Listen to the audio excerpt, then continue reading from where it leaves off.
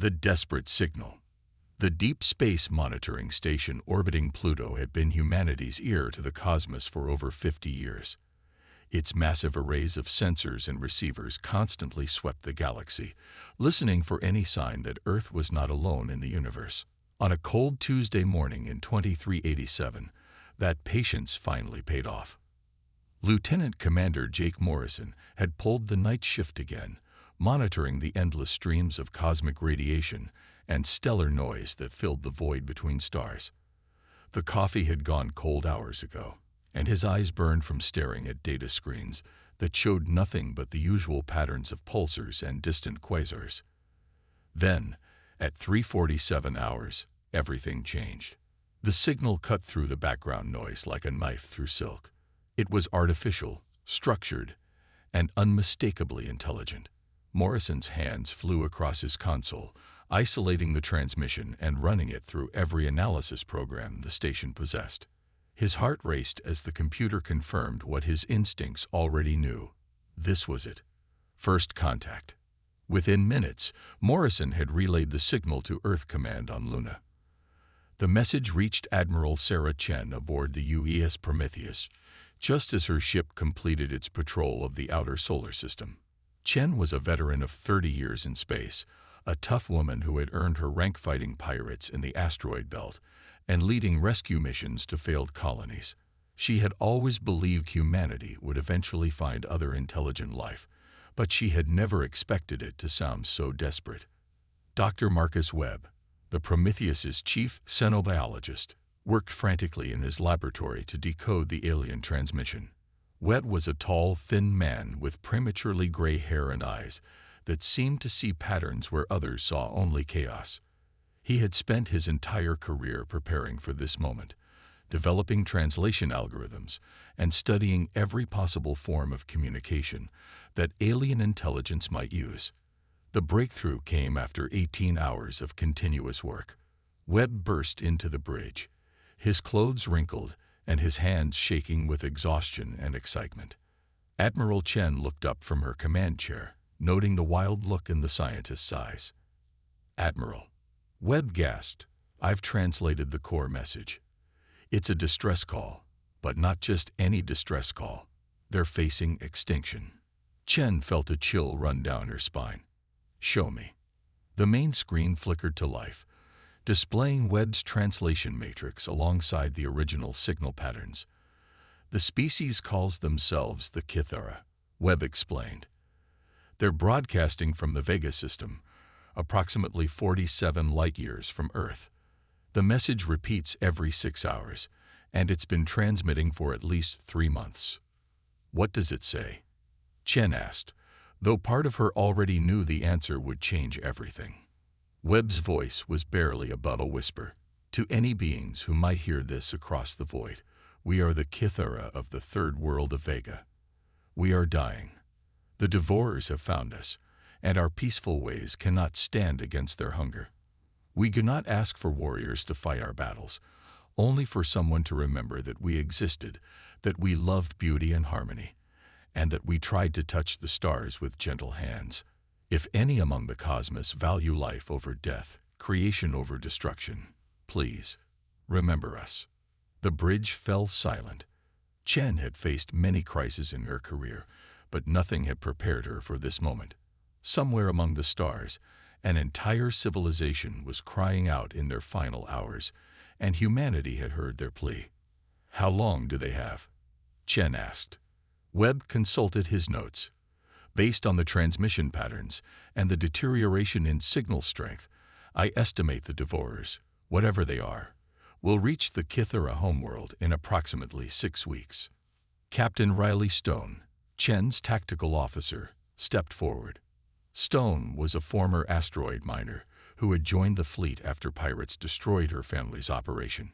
She had the weathered look of someone who had spent years in the harsh environment of space, and her tactical mind was legendary throughout the fleet. "Admiral," Stone said carefully, "Vega is 47 light-years away. Even with our fastest ships and the experimental jump drives, it would take at least 5 weeks to reach them. And that's assuming we left immediately with everything we have." Chen stared at the alien message on the screen. Every instinct told her that responding to this call would be dangerous, possibly suicidal. Earth Command would never approve a mission so far from home to help a species they had never encountered. But the desperate plea in that translated message struck something deep in her human soul. "Dr. Webb," she said finally, "can you send a response?" Webb nodded eagerly. "I believe so. The translation matrix works both ways. What do you want to tell them?" Chen thought for a moment, then spoke with the authority that had carried her through 3 decades of command decisions. "Tell them this. Kythera of Vega, you are not alone. Humanity of Earth has heard your call. We are coming. Hold on." The next 24 hours passed in a blur of activity. Chen's message to Earth Command sparked the most intense debate in the history of human space exploration. The Security Council met in emergency session, with representatives arguing passionately on both sides of the issue. Fleet Admiral Marcus Rodriguez, the grizzled commander of Earth's military forces, supported the mission. "For 100 years, we've wondered if we were alone in the universe," he argued. "Now we know we're not, and the first thing we've learned is that there are forces out there that destroy entire civilizations. If we don't help the Kythera, who's to say these devourers won't come for us next?" Counselor Helena Vasquez disagreed. "We're talking about committing our most advanced ships and personnel to a mission 47 light-years from Earth. If something goes wrong, we'll lose not just the expedition, but potentially our best chance of defending Earth itself." The debate raged for hours, with Chen participating via quantum entanglement communicator from the Prometheus. Finally, Secretary General Chen Liu called for a vote. The decision was close, but humanity chose compassion over caution. The mission was approved. Within 3 days, the largest fleet ever assembled by humanity was ready to depart. The Prometheus led a task force of 12 ships, including destroyers, support vessels, and transports carrying everything from medical supplies to industrial fabricators. The cream of Earth's military and scientific personnel volunteered for the mission, understanding that they might never return home. As the fleet prepared to engage their experimental jump drives, Admiral Chen stood on her bridge and looked out at the stars. Somewhere out there, the Kythera were waiting, hoping that their desperate message had been heard. Earth's children were coming to answer their call, carrying with them humanity's greatest gift, the willingness to fight for strangers they had never met. The jump sequence initiated, and reality twisted around the human fleet as they began their journey to the Vega system. Behind them, Earth continued its ancient rotation, while ahead lay first contact with an alien civilization and a threat that could challenge the very existence of life in the galaxy. Captain Stone joined Chen at the observation deck as the stars shifted around them. "Admiral," she said quietly, "we don't know anything about these devourers, or what we're flying into." Chen nodded, her reflection ghost-like in the reinforced window. "No, we don't. But that's never stopped humans before. We've always been explorers, Riley. We've always been the ones who run toward danger when others run away. It's what makes us human." The fleet continued its jump through folded space, carrying Earth's hopes and humanity's warrior spirit toward a distant star where an alien civilization waited for salvation. The Kythera's desperate signal had awakened something primal in the human species, the ancient drive to protect the innocent and stand against the darkness. In the depths of space, the largest migration of human ships in history raced against time itself, answering a call that would define humanity's place in the galaxy forever. The age of isolation was ending, and the age of alliance was about to begin. Earth's answer. The human fleet emerged from their final jump sequence at the edge of the Vega system, and Admiral Chen immediately understood why the Kythera had captured humanity's imagination so completely. The third planet of Vega hung before them like a living jewel, its surface covered in vast crystalline structures that caught and refracted the star's brilliant light into cascades of rainbow colors. "My God," whispered Dr. Webb from his position at the science station. "Admiral, you need to see this." The main screen filled with close-up images of the Kythera homeworld. Floating cities drifted through the atmosphere like massive works of art, their crystal spires reaching both up toward space and down toward the planet's surface. Each city resonated with harmonic frequencies that painted visible waves of color through the air. "They're beautiful," Captain Stone said softly, and Chen heard genuine awe in her tactical officer's voice. The moment of wonder was shattered by the proximity alarms. Lieutenant Commander Torres at the sensor station called out urgently, "Admiral, I'm detecting massive energy signatures on the far side of the system. 27 ships, unlike anything in our databases." Chen's expression hardened. "The Devourers." "Has to be," Stone confirmed, studying the tactical display. "They're moving in perfect formation toward the Kythera homeworld. Estimated arrival in 18 hours. Before Chen could respond, the communications console chimed with an incoming transmission. The universal translator that Dr. Webb had developed during their journey worked flawlessly, converting the musical tones of the Kythera language into comprehensible English. The being that appeared on screen was unlike anything humanity had ever imagined. The Kythera resembled living crystal formations, with bodies that seemed to be carved from pure light. Multiple prismatic faces reflected different emotions simultaneously, and when they spoke, their voices created harmonic resonances that touched something deep in the human soul. "Unknown vessels," the Kythera spoke. "We are Prime Resonant Zara of the High Council. We detected your emergence from the void, but we do not understand your purpose here. Are you also fleeing from the Devourers?" Admiral Chen stepped forward, her uniform crisp despite the weeks of travel. "Prime Resonant Zara, I am Admiral Sarah Chen of the United Earth Fleet. We received your distress call and have come to help." The silence that followed lasted nearly a minute. When Zara finally spoke again, her harmonic voice carried notes of disbelief and hope. You came because of our message, but you are unknown to us. We have never met your species." "That doesn't matter," Chen replied simply. "You asked for help, and we're here to give it." Dr. Webb had been analyzing the Devourer ships during the exchange, and his findings were disturbing. "Admiral," he said quietly, "these aren't organic vessels. The Devourers appear to be some form of artificial intelligence. Their ships are massive. Each one is at least 5 times larger than our biggest destroyer. And they're not just warships. Based on the energy readings, they're mobile factories designed to strip entire worlds of resources." Zara's crystalline form seemed to dim. "The Devourers are ancient machines, created by a species that died out long before the Kythera achieved spaceflight. They seek to consume all organic life, converting it into energy to fuel their endless expansion. We have watched them devour 17 worlds in our region of space. Why haven't you fought back?" Captain Stone asked, her military mind struggling to understand. "We are not warriors," Zara explained, her harmonic voice filled with sadness. "The Kythera evolved on a world of perfect harmony. We have never known violence, never needed to develop weapons or tactics. Our greatest achievement is the creation of beauty through sound and light. We cannot simply become killers because death approaches." Chen felt a familiar fire kindle in her chest. It was the same feeling she had experienced when defending mining colonies from pirates, the same drive that had pushed humanity to explore the most dangerous regions of space.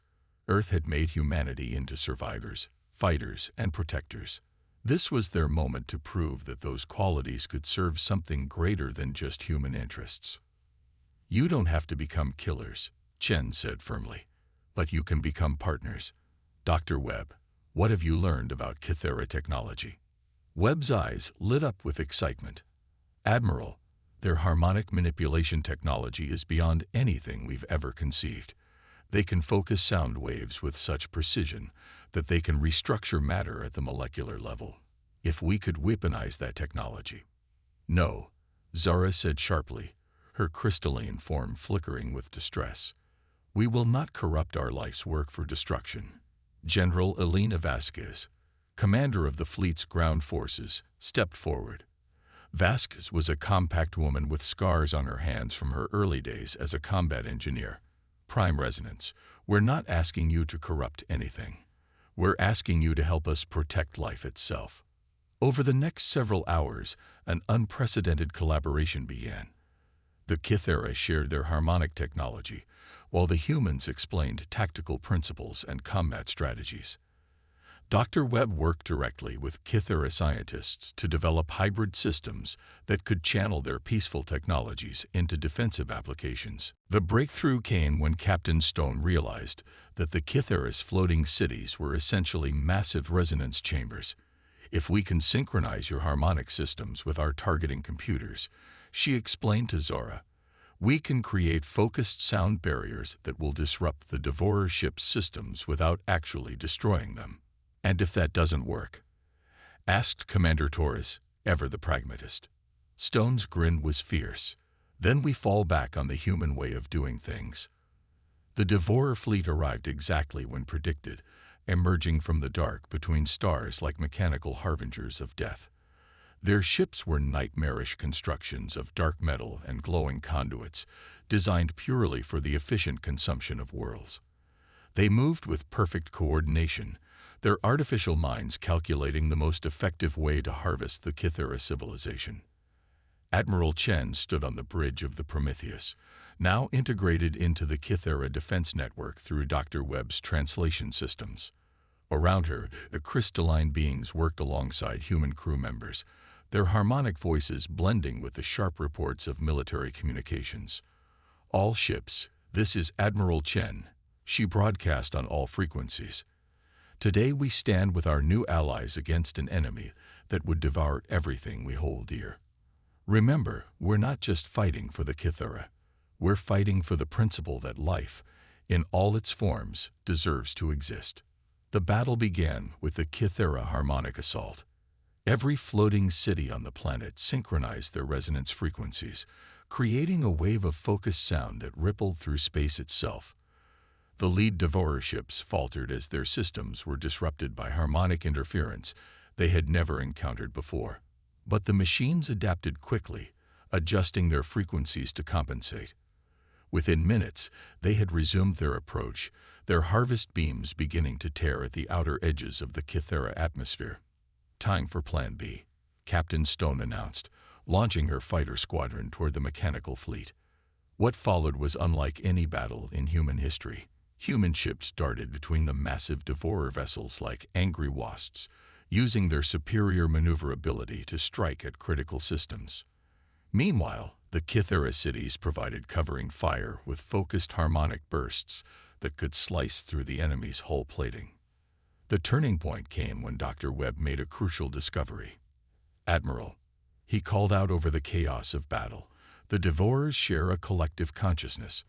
If we can disrupt their central command ship, we can create chaos in their entire fleet. Which one is the command ship? Chen asked. Webb pointed to the largest vessel, a monstrous construction at the center of the Devourer formation. That one. But it's heavily shielded. Our weapons won't penetrate. Chen looked at Prime Resonance Zara, who had remained on the bridge throughout the battle. Can your harmonic technology reach it? Zara's crystalline form pulsed with determination. If your ship can get close enough, we can create a resonance cascade that will overload their systems from within. It was the most dangerous plan Chen had ever attempted. The Prometheus accelerated directly toward the command ship, weaving through a storm of energy weapons, while the Kythera on board prepared their harmonic assault. Every human crew member knew they were risking everything on a single desperate gambit. As they approached the massive Devourer vessel, Zara and her companions began their resonance sequence.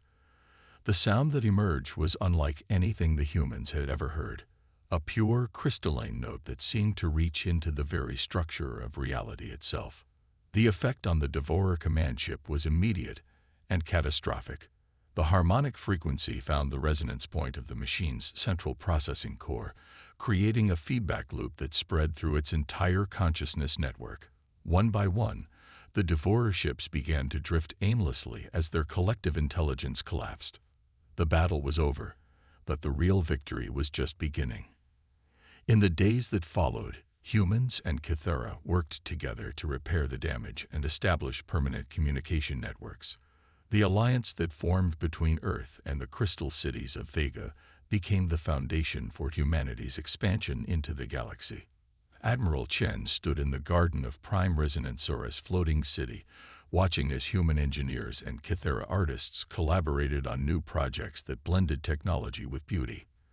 The rescue mission had become something neither species could have achieved alone. "Your people saved us," Zara said, her harmonic voice carrying notes of gratitude that needed no translation. Chen shook her head. "We saved each other. That's what partners do." The message that went back to Earth was simple but profound. Humanity was no longer alone in the universe, and they had found their calling among the stars. As protectors, allies, and bridge builders between civilizations, Earth's children had taken their first steps toward becoming the guardians of the galaxy. The Devourers were gone, but their defeat had revealed something far more important than military victory. It had shown that the universe was full of wonders worth protecting, and that humanity's greatest strength was not their weapons or their ships, but their willingness to stand up for others when darkness threatened to consume the light.